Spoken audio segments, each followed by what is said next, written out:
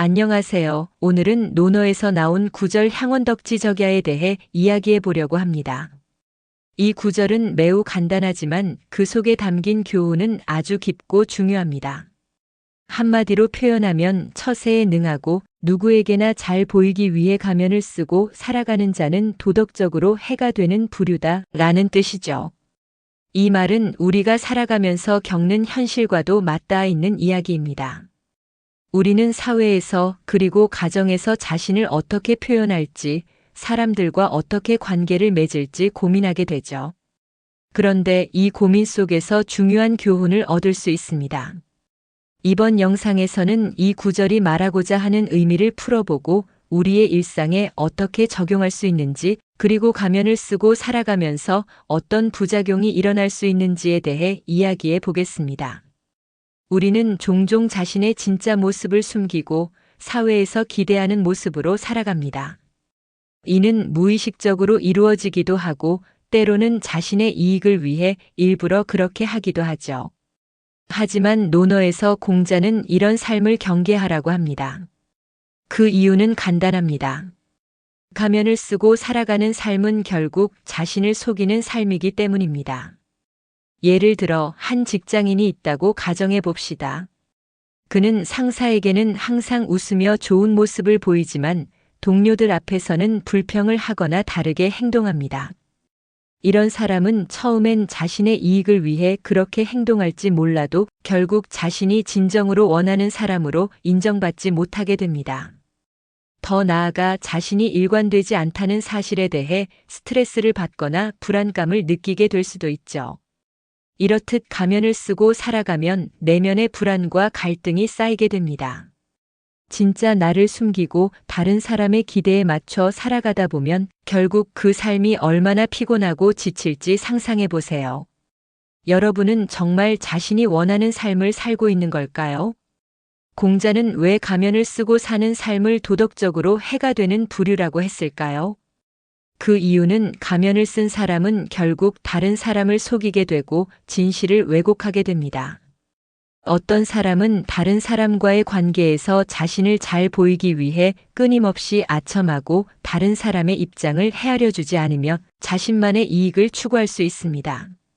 이럴 경우 그 사람은 주변 사람들과의 신뢰를 쌓지 못하고 결국 사람들은 그를 가면을 쓴 사람이라고 느끼게 됩니다. 결국 이러한 사람은 그가 얻는 이익에 비해 큰 대가를 치르게 될 가능성이 큽니다. 이것이 바로 도덕적 해악입니다. 자신만의 이익을 추구하는 과정에서 다른 사람들에게 상처를 주고 결국 그 사람은 혼자 남게 되는 것입니다. 그러면 어떻게 살아야 할까요? 공자는 정직하고 진실된 삶을 살아라고 가르쳤습니다. 진정으로 자신을 드러내고 타인과의 관계에서 일관성 있게 행동하는 것이 중요하다는 것입니다. 이를 통해 진정한 신뢰를 얻을 수 있고 자신의 내면의 평화와 안정도 찾아갈 수 있습니다. 예를 들어 자신의 약점을 숨기지 않고 인정하는 사람이 있다고 가정해 봅시다. 이 사람은 어떤 상황에서도 자신의 부족함을 고백하고 이를 개선하려고 노력합니다. 처음에는 사람들이 그를 약한 사람으로 볼지도 모릅니다. 그러나 시간이 지나면서 그는 진정성과 인간미를 가진 사람으로 인정받게 됩니다. 그가 만드는 관계는 단단하고 깊은 신뢰를 바탕으로 만들어지며 어떤 어려움도 함께 이겨낼 수 있습니다. 우리는 대부분 사회적인 상황에서 가면을 쓸 수밖에 없습니다. 그렇다고 해서 항상 가면을 써야 한다는 법은 없습니다. 중요한 것은 자신이 어떤 사람인지를 분명히 아는 것, 그리고 그 모습을 타인에게도 그대로 보여주는 것입니다. 예를 들어 한 사람이 직장에서 가면을 쓰고 살아가는 예를 들어보겠습니다. 그는 상사에게 좋은 평가를 받고 싶어서 매번 자신의 의견을 숨기고 상사가 말하는 대로 따르려고 합니다. 그러나 그는 점점 자신이 하고 싶은 일이나 본인의 생각을 잃어버리게 됩니다. 결국 그는 자신을 찾지 못하고 직장 내에서 자신을 표출하지 못하는 사람이 되어버리게 되죠. 이 사람은 결국 가면을 벗고 진짜 자신을 찾기 시작하며 그 과정에서 많은 불안감을 겪게 됩니다. 하지만 시간이 지나면서 그는 자신이 진정 원하는 직장 생활을 찾아가게 됩니다. 또 다른 예로는 친구 관계를 들 수 있습니다. 친구와의 관계에서 가면을 쓰고 항상 좋은 모습만 보여주려고 하는 사람이 있다고 가정해 보겠습니다. 이 사람은 자신의 진심을 숨기고 언제나 다른 사람들의 기대에 맞추려 합니다. 그러나 시간이 지나면서 그는 진정한 친구를 얻지 못하고 결국 외로움을 느끼게 됩니다. 진정한 친구는 서로의 약점과 부족함을 인정하고 함께 성장하는 관계에서만 만들어집니다.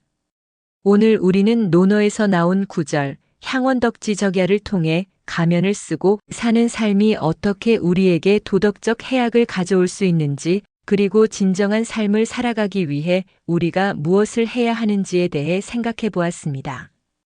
진정한 나를 찾는 일은 결코 쉽지 않지만 그것이야말로 우리가 가장 먼저 해야 할 일입니다.